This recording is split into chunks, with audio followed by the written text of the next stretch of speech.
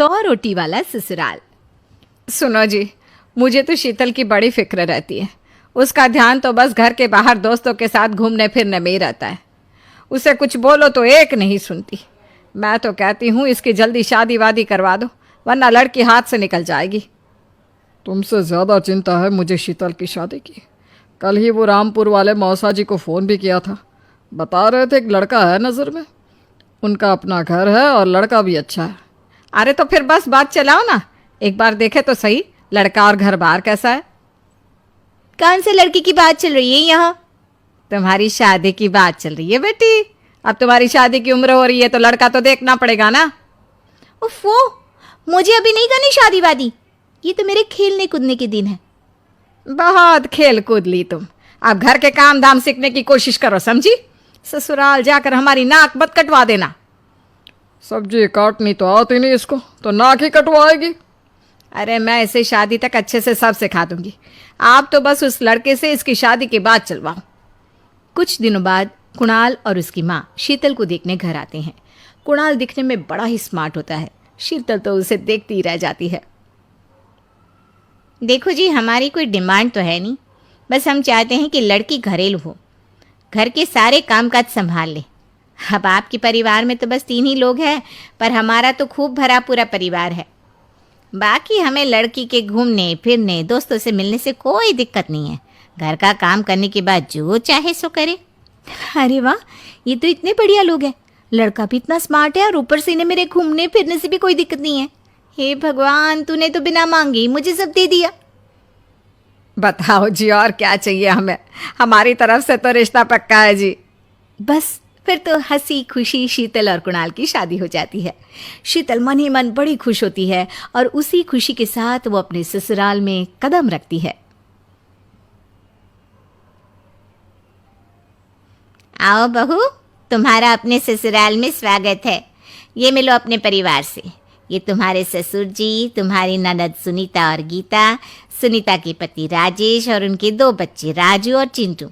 ये ना हमारे साथ यहीं रहते हैं। ये तुम्हारी दादी सास हैं और बाकी लोग अभी बाहर गए हुए हैं। इतने सारे लोग, ये सब यहीं रहते हैं इस घर में? अरे अभी तो मेरे देवर देवरानी और उनके 3 बच्चे यहाँ नहीं है। उसके मायके में भी शादी थी ना, तो बस वहीं गई है। कल तक आ जाएंगे। हे भगवान, ये घर है या धर्मशाला? ये सब एक साथ इस घर में कैसे रहते हैं? मुझे तो पता ही नहीं था इनका इतना बड़ा परिवार है। अब समझी कि कोई डिमांड क्यों नहीं की इन्होंने। ये सब चाल चले मेरे साथ। अरे बहू, खड़े खड़े क्या सोच रही हो? चलो अपने कमरे में जाकर आराम करो। जी माँ जी। अगले दिन शीतल का ससुराल में पहला दिन होता है। शीतल रसोई में जाकर सबके लिए खीर बनाने लगती है। तभी उसकी ननद सुनीता आती है। अरे वाह भाभी, आज क्या बना रही हो? बस दीदी, आज वो पहली रसोई है ना, तो खीर बना रही थी। अरे भाभी, ये खीर वीर रहने दो। घर में 4 लोगों को शुगर है और कुछ लोग मीठा ही नहीं खाते। आप ना सीधा खाना ही बना दो। क्या फ़र्क पड़ता है, मीठा बने या नमकीन? बस बहू के हाथ की पहली रसोई होनी चाहिए ना। जी दीदी, तो फिर मैं खाना ही बना देती हूँ। आप बता दो खाने में क्या बनेगा? बस सिंपल सी कोई सब्जी बना दो, जैसे आलू गोभी या आलू मटर, और उसके साथ रोटियां सेक दो। हमारे परिवार में अब तुम्हें मिलाकर पूरे 20 लोग हो गए हैं। 15 बड़े और 5 बच्चे। बड़ों की 6 और बच्चों की 2 के हिसाब से रोटी बना देना।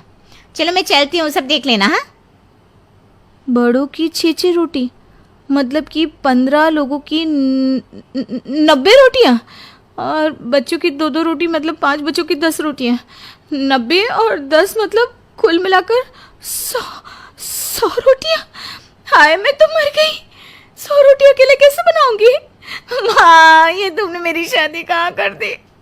शादी से पहले तो मैंने कभी 4 रोटी से ज़्यादा नहीं बनाई।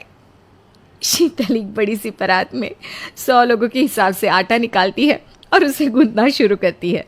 आटा गूंथते गूंथते शीतल के पसीने छूट जाते हैं। उसके बाद बारी आती है रोटी बनाने की। शीतल एक एक करके रोटी बनाना शुरू करती है और 10 रोटी बनाते ही अपनी कमर पकड़ लेती है। हाय, मैं मर गई। मेरी कमर टूट गई खड़े खड़े, और ऊपर से इतनी गर्मी। मैं 100 रोटियां कैसे बनाऊंगी? अरे भाभी, सब बाहर रोटियों का इंतजार कर रहे हैं। ज़रा जल्दी जल्दी रोटी सेक दो। सब